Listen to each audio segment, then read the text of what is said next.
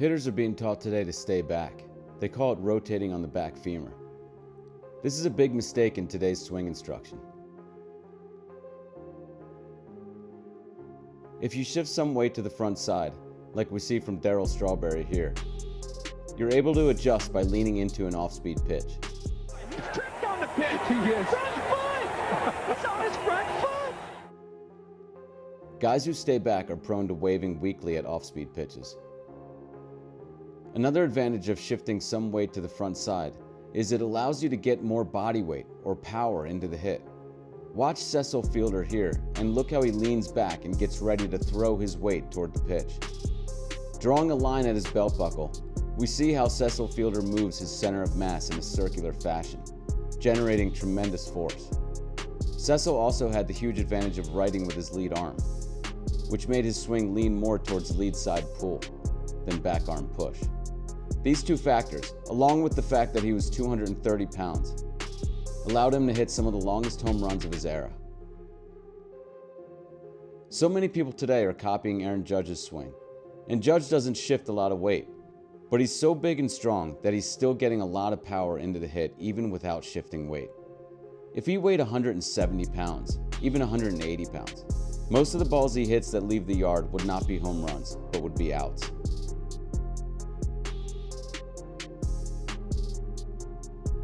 Usually you don't hit 56 home runs with that short and that simple of a swing.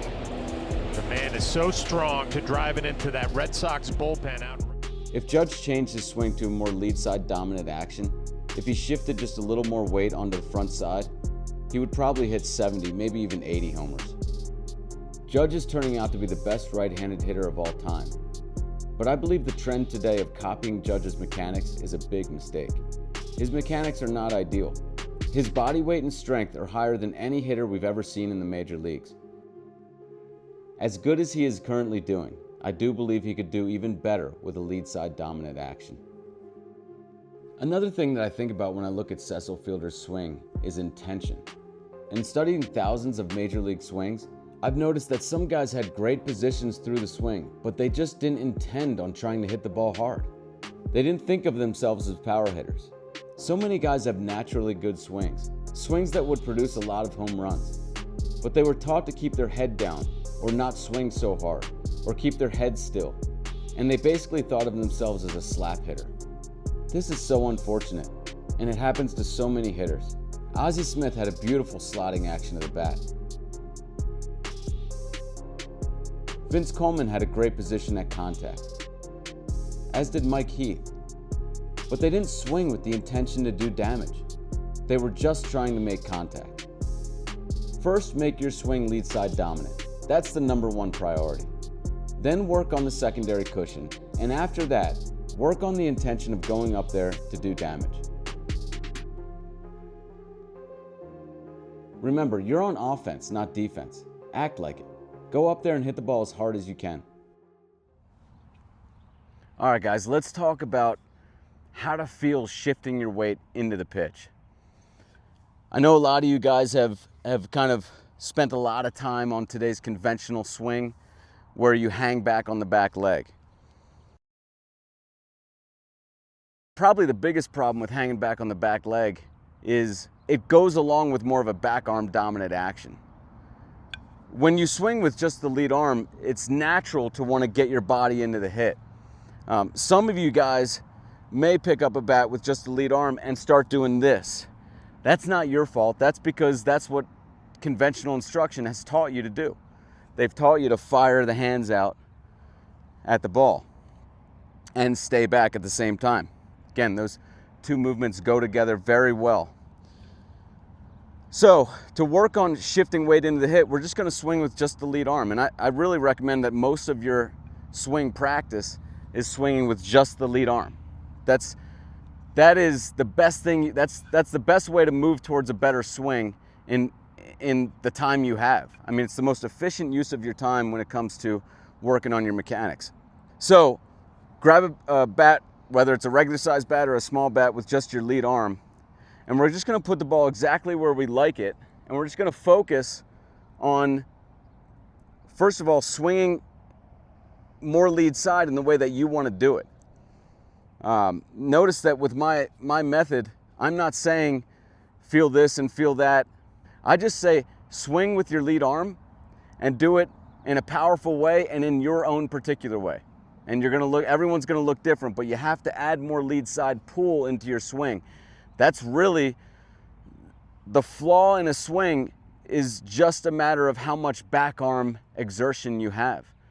Not that we want zero back arm exertion, but so many people lean so hard towards back arm exertion, too much of it these days, that if you just have them feel more lead side pull, you've fixed 95% of their swing in 95% of the hitters.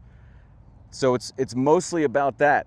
But let's talk about how our body weight moves into the hit when we're swinging with just our lead arm. So I'm gonna put the ball right where I like it, right down the middle, a perfect pitch, perfect timing.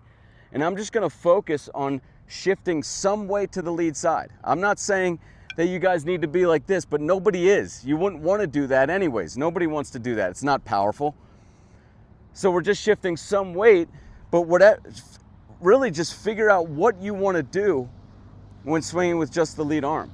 And then we're gonna notice our weight shift and make sure we're shifting into it. It's okay to shift your weight into the hit and rotate into the hit and then fall back if that's what you want to do. But we're just through contact, we're making sure that we get our weight into the hit. As we saw from Cecil Fielder, he liked to do this circular move. You can do that or you don't have to. I don't do that. I just do more of a simple move like this. Maybe that'll change someday, but for right now, that's the way I like to do more lead side.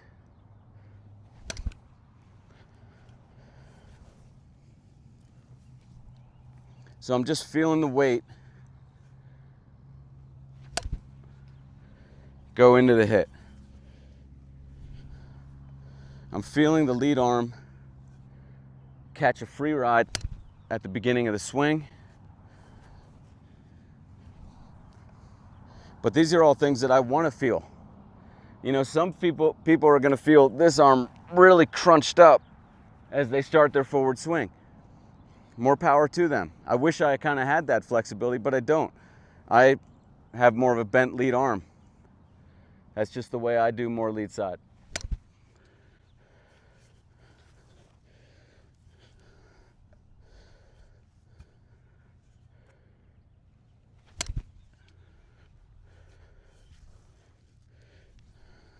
You guys may find when you first start swinging with just your lead arm that you're not hitting it the way you'd really like to. Just give it time. Your body needs to figure out how to make contact in this new structure.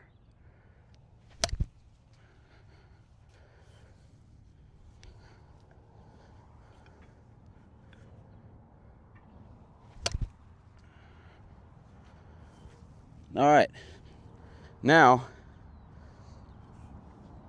the second part I wanted to show you guys, and it doesn't matter how often you do these drills when you want to.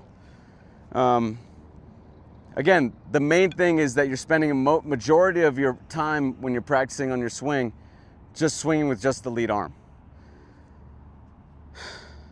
I'm gonna put the ball well out in front, and this is a pitch that I got fooled on.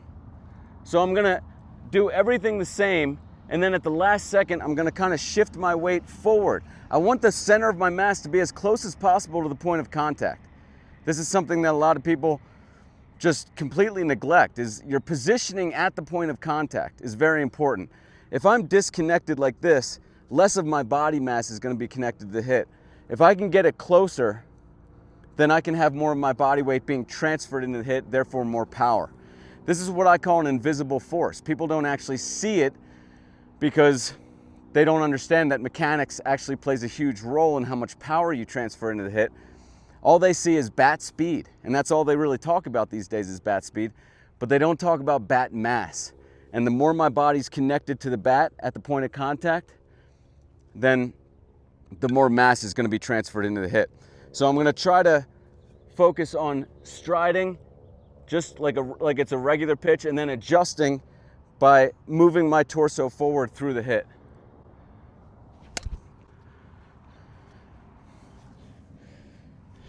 I can't really finish all the way around because of my hip injury. But you guys can go ahead and finish all the way around.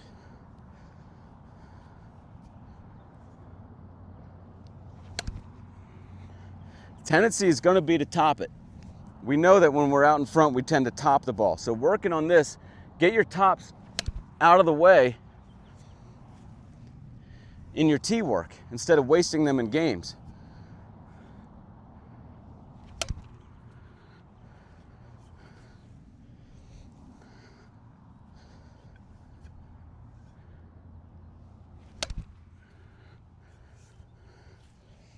All right. From here, I'm going to turn around and work on my lefty swing. But I just want to say before I sound off here, shift your weight into the hit. You know, get your body into the hit. There's no better way to feel this than swinging with just your lead arm and trying to hit the ball hard. You're going to tend to want to get your body into the hit when doing that anyways. But it doesn't hurt to sometimes just focus a little bit on that and making sure that you are feeling the body get into the hit. Again, a lot of you guys are going to want to hang back and do this. I suggest for you guys, get a larger bat, because it's very hard to do that with a larger bat. It's not really what you tend to want to do. Get a large bat, put your hand all the way at the end, and literally just have the intention of trying to hit the ball hard, and you will eventually arrive at a more body-controlled action. It's really the only way to do it with the lead side. The best thing the lead side can do is pull, and we need more of that pull in your swing. When you add the back arm, for so many of you guys, spend a lot of time with the back arm just barely touching or hovering. I like just barely touching so we can feel the movement that the bat's making, but we're not having any influence on it. So allow it to touch it without any influence. And go through that swing for a while, having no influence through the swing at all. And this is really going to teach your back arm very well what it needs to do in a more lead side dominant action. Thank you guys.